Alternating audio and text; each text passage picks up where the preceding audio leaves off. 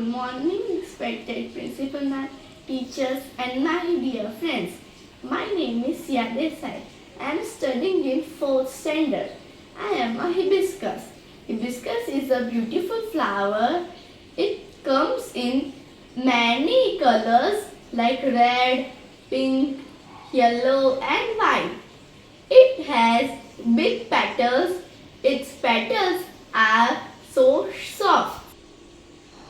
Hibiscus flower grows on trees and bushes. They make gardens beautiful and colorful.